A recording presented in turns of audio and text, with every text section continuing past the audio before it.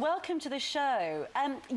This whole remake of 24 it must be hugely expensive in Indian terms, is it? Yes, in producing it. It's a very intense production. Yeah, in Indian terms, yeah, it's the most expensive fiction show.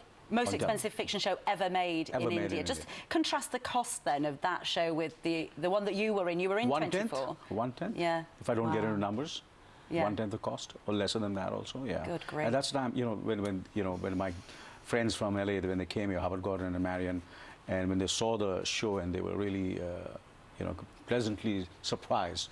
So you could get the same scale, the same aesthetics, and same kind of the pitching of the performances, and we've adapted it. When I came back and when I started shooting it, then I realized that it's very, very, relevant in India also. In India, the kind of content it has about terrorism and protecting the security of the nation, all these kind of things. It deals with all sorts of grittiness in a way that I feel Bollywood movies, aren't they, about fantasy and escapism? And no singing, presumably. In this. But there's no singing. There's no singing, let's make that clear. It's not a musical version of 24. The first thing the creators of the original 24 asked me, is it going to be singing? Yeah.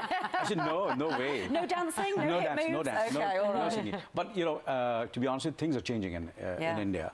And the films, if the films are more real, and I think the youngsters are relating more to real films. There are films which have become huge blockbusters without any songs, also without any dance. So things are changing. With the with the globalization and the exposure what the youngsters have. It's one of the most youngest country now today in the world is India. There are more young people. So they're watching and they want films which have a global feel and very, very real. And you talk about young people. I mean, lots of people are getting their A-level results here yesterday, but you started off very inauspiciously. Were you kicked out of school? You failed your film school exams, is that right? Yes. And now you're a global god in terms of... So how did that happen? What happened when you were younger? You just didn't know which way to turn? No, I was very clear I wanted to be an actor, but, academically I was not a great student. So I appeared for the written examination for being an actor, and I failed, and I was very disheartened and almost crying. And then I said, "What's academic, to do with acting? So you take my audition, or I'll act in front of you."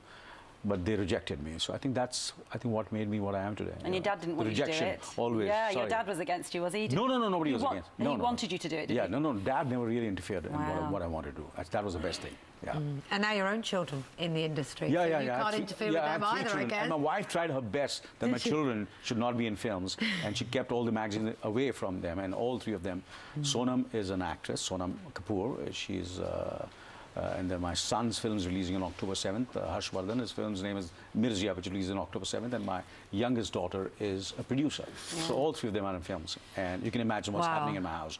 So there usually, otherwise, there used to be only one mirror where I would be looking at myself. All of them are looking at the mirror, yeah. You play a Brit in this for the first time. Right. And yeah, I guess... But see, Fraser was always sort of stuck in the mid-Atlantic. Right, so you were more British than you really are. Yeah, exactly. Yeah. I mean, I'm certainly more American than Fraser is. Which I guess makes us think